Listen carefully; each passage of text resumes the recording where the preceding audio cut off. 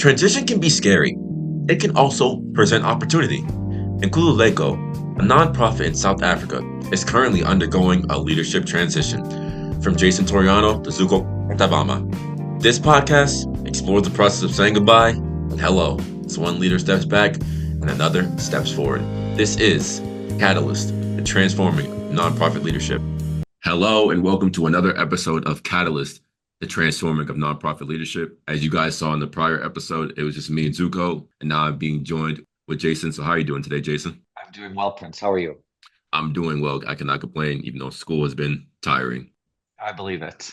All right, so today I already discussed it with Zuko, but I'm going to discuss it with you. Today, our theme is the state of nonprofit organizations in South Africa. So my first question for you is, can you give us an overview on the current state of NPOs in South Africa? I think it entirely depends on the NPO that you're talking about. It's hard to have a sort of general statement, but I think one thing that we can say is all NPOs, I think no matter where you are in the world, and South Africa is no exception to this, certainly require sustainable business models. So have to have a sustainable supply of money coming into them. I think that's true in South Africa, though I do think that there are both unique opportunities and unique challenges that exist in a South African context. One of those challenges is being the provision of basic services in the community that we operate in. There are frequent water and power outages, which certainly add strain to what we are doing. But I think no matter where you are in South Africa or around the world, there's always a lot of need for the services and not enough money oftentimes to meet that need. So with everything that you just stated on, I guess, the current state of NPOs in South Africa, how do you feel Nkululeko was able to just navigate through the difficulties with being faced in South Africa? One of the things that we've tried to do is to diversify our funding streams. So we have universities that come over that work with us, and we're able to bill them when we do that. We have a few different funders, both in South Africa and in the United States. We have donors, individual donors that give to us, and we have a cafe that is part of our social enterprise unit. So the cafe generates money. And the idea there is that it will eventually generate enough money to be able to support the work of the organization or part of the work of that we do. So I think the diversification of funding is really, really important. You don't want just one source of revenue that puts you in a really difficult and precarious position.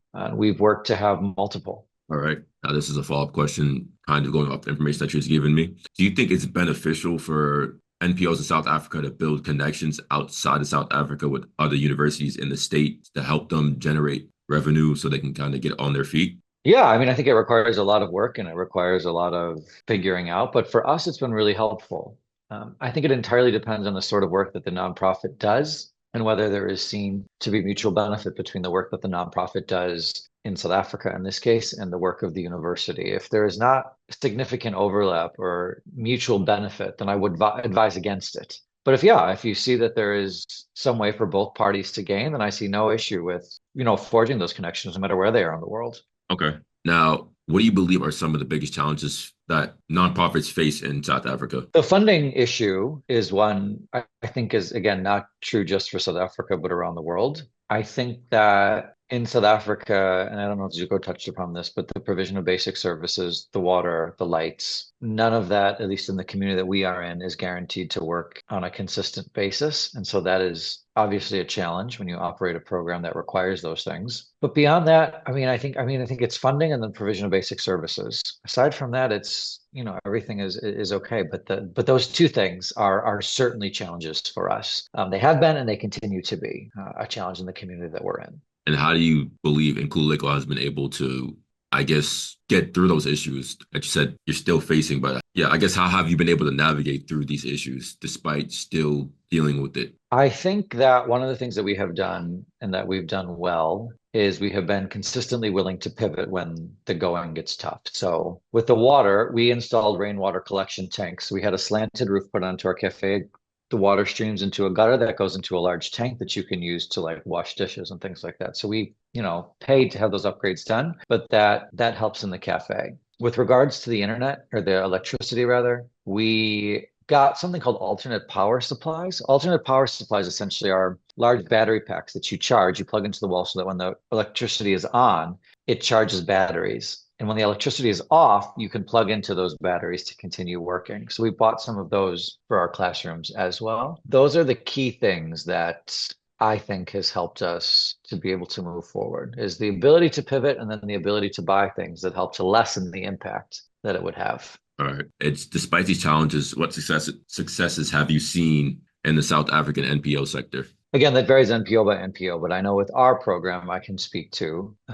We have students that successfully move from grade to grade. We have students that have been enrolled that have gone on to university. We've had students that have gone on to graduate from university and then some come back and work with us. We've had folks that have gone through our business skills program or worked in our cafe and have a growing business for themselves. So these are the things that we look to in terms of metrics for success for us. Other NGOs and NPOs, you'd have to ask them, but I know from Nkululeko standpoint, it is graduation rates, it is students successfully moving from grade to grade, it is going on to university, it is graduating from university, it is starting small businesses. Those are all things that we look to and things that I think we can be really proud of. Okay, so since starting the organization in 2011, what would you, if you were to answer on a scale of 1 to 10 of how many people have succeeded slash thrived through the nonprofit, what would the number be in? Yeah. That's a really difficult question to answer. I would say the vast majority of the people that we work with have gone on to be successful, whatever that entails. I think in some contexts that involves university attendance. I think in other contexts it involves, graduating from high school. I think the only time I would mark it really unsuccessful is if a student just sort of vanishes from our program, doesn't complete the program. We've certainly had that as well, not overwhelmingly, but that does happen. I think success is often seen, and I think this is wrong, is you go from high school onto university, you graduate from university, and you get a really good job afterwards. That's the track for some people. That doesn't have to be the track for everybody. And the reality for me is if a student comes through our program and they have different dreams, maybe they want to start a small business, maybe they want to have a hair salon, maybe they want to do something else. To me, that's a success. But if you're judging success only based on the fact that the student goes on to university, then that would obviously be seen as a failure. I don't see that as a failure. Has the student graduated from high school? We want to at least get them through high school.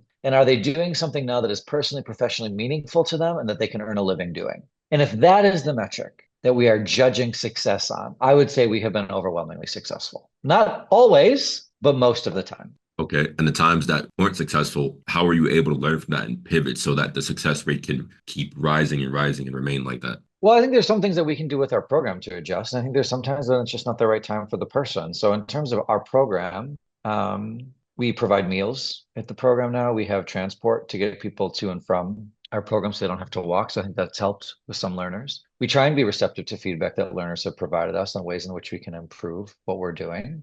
I also think there are things out of our control. We cannot control what's going on in a particular learner's home. We cannot control if the learner really doesn't want to be in our program. We can listen to the learner and make changes within reason, but we're not going to be everything for everybody. And I think that too often organizations try and contort themselves into pretzels, trying to please everybody. And the reality is we can't do that. We can make changes on the edges that are reasonable, that are going to make folks feel more comfortable, more able to access our services. But the reality is it's not going to be everybody. And I think what we do well, but we are not everything to everybody. And I don't think it's helpful for us to think that we are going to be everything to everybody. So as I said, the vast majority of people have done well in our program, but there's some that haven't. And we wish them well as well, even if they're not with us anymore. So how's the paradigm for nonprofit work in South Africa shifted over the years, and how has Nkululeko been able to adapt to these changes? Well, COVID certainly changed everything for everybody around the world. So we became we were already a sort of remote first organization, but I think that accelerated even further during COVID. I think there's a lot more reliance on smartphones and mobile devices, but the challenge with that is the community that we operate in doesn't have regular access to Wi-Fi and internet. And so while a lot of the world is being pushed increasingly online, the community that we operate in, there's often struggles with getting regular, reliable access to the internet. So when you say how has the paradigm shifted, the world has gone increasingly online, but the community that we are in often doesn't have access to a lot of that information. So that's one of the things that we have tried to shift and change as part of our work with Nkululeko. And was there at any given point in time, was there any doubt that maybe the organization might just died because of COVID with all the shifting and how connection or connectivity in terms of Wi-Fi is Yeah. in South Africa? Well, that goes back to the question that you asked earlier about diversified funding stream.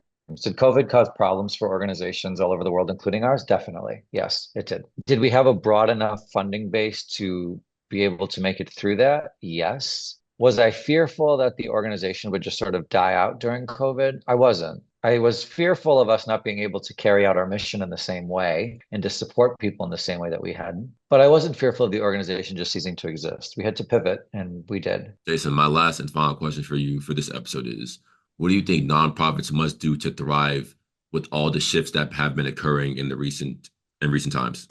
So I think that, as I said earlier, I think diversification of revenue streams is really important. I don't think you can just rely on one donor, one foundation, one source of income. I think the more diversified revenue that you can have, the better, because there's always going to be something unexpected that pops up. And when something unexpected pops up, what are you going to do if you don't have some unrestricted money to address that need? So one of the things that we try to do with Nkululeko, and something that I would encourage all organizations to do, is to think of ways in which they can be not reliant just on one single thing, and to relentlessly pursue not being reliant on one single source of revenue, always having different options. That requires forging and sustaining relationships with funders. That requires figuring out ways in which you can earn money through a social enterprise or through some other revenue generating activity. It requires work, but the payoff for that is long-term sustainability, and there's nothing better than that in the nonprofit world. Okay, thank you, Jason, for your final response. And I appreciate the viewers at home for watching another episode of Catalyst Transforming of Nonprofit Leadership. And for the next episode, it will be back to the three of us. So I hope you guys have a good one. Thank you for watching another episode of Catalyst Transforming Nonprofit Leadership, a podcast by Nkululeko. I'm your host, Prince Moise, and I'm glad to be joined by Zuko Katavama and Jason Toriano. And please visit their website, nkululeko.org. And now, enjoy the rest of your day.